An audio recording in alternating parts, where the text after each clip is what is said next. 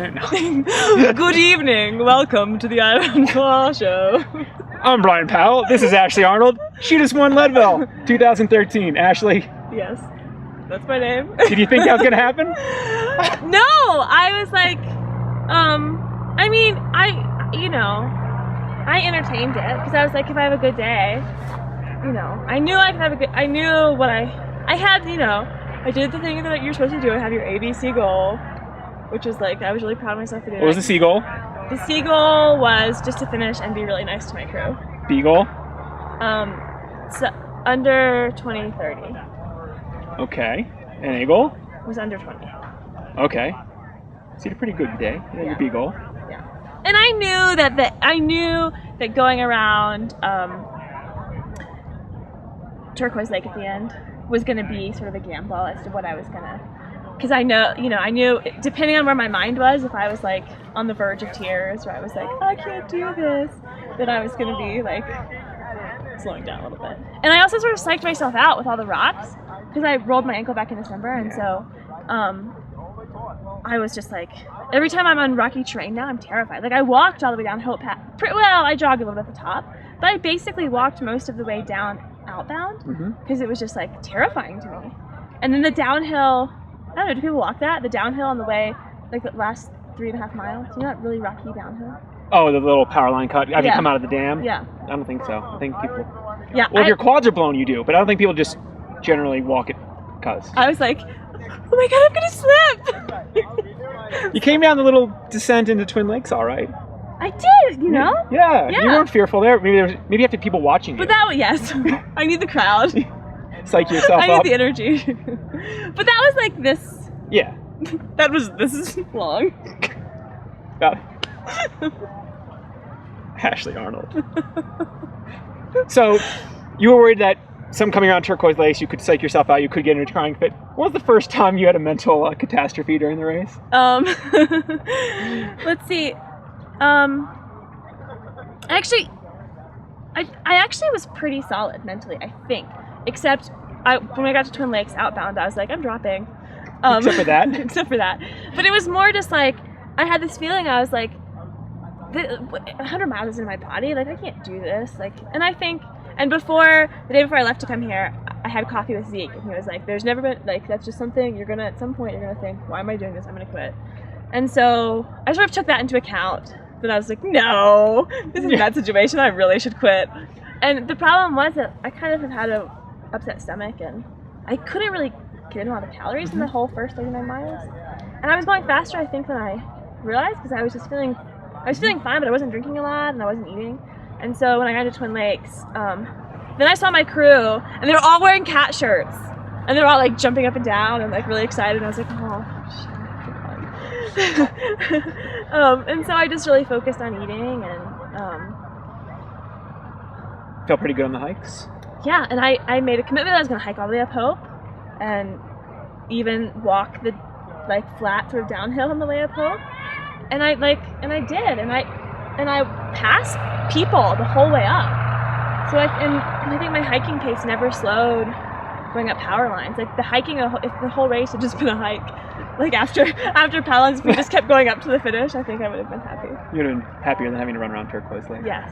With the rocks that probably weren't there on the way out, right? Right. Somebody come lay there. I know. Because it was dark. So it was dark on the way around. Yeah. Yeah. I don't know. And I guess I did have a fast split, I think, going out. But that whole first section is fast. Yeah. The race. You were an goes hour out. 50 to May Queen. Yeah. That's actually, that's 20-hour pace. Yeah. So it's okay. Yeah. Any really high patches? You found a little off going into Twin Lakes. Were you any place where you're just on top of the world? Hope Pass, of course. I mean, I love Hope Pass, and anytime I can be above tree line, I'm like happy as can. Like, sure. Oh yeah. Out there. Yeah, like just to be above tree line.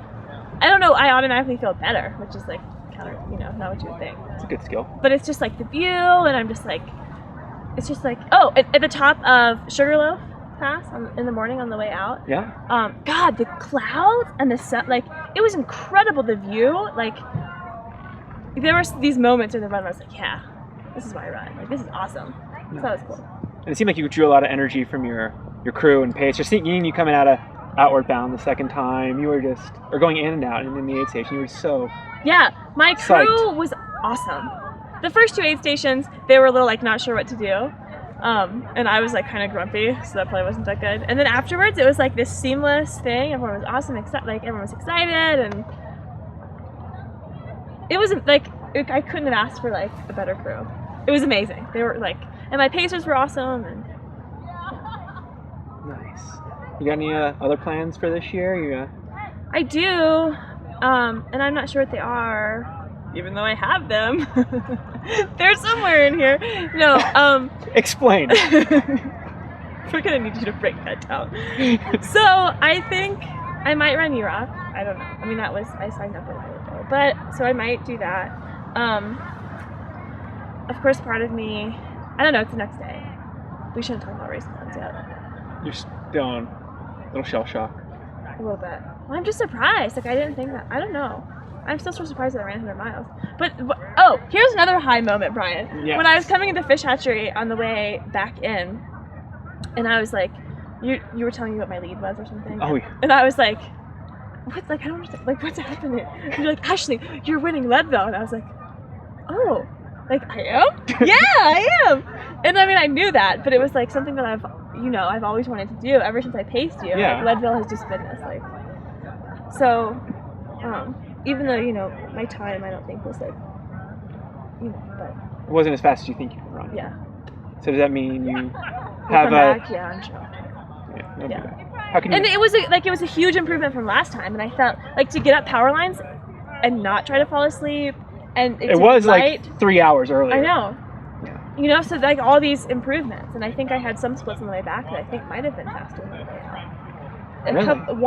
One place, I think out of Twin Lakes, and I could be wrong. But that was the section on the way out where I was just like, this is what's wrong. Yeah, you can half pipe. Yeah.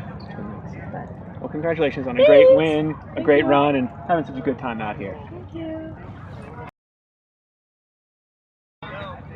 And since this is Ashley Arnold, we're going to go with as goofy a bonus questions I can think of. Okay. Go! If you were a cat, what would you name yourself? Oh my gosh! That's hard. Well, my cat's name is Fugazi, but that's not the question. I just thought everyone should know that. What would my name be? I don't know. This is impossible. Impossible. I don't know. Are you a tabby, calico? No, I don't think I'm a tabby cat. I think I could be a calico cat. Yeah? Or I would be a mountain lion. I would like to be a mountain lion. You would like to be a puncolor. Up there somewhere. Yes. Alright, I'll have to watch out. Watch out. Man, I couldn't We should have brought a stuffed cat. Or a cat ear. Do you have your cat ears? No. Did you get any on your crew? They have cat t-shirts.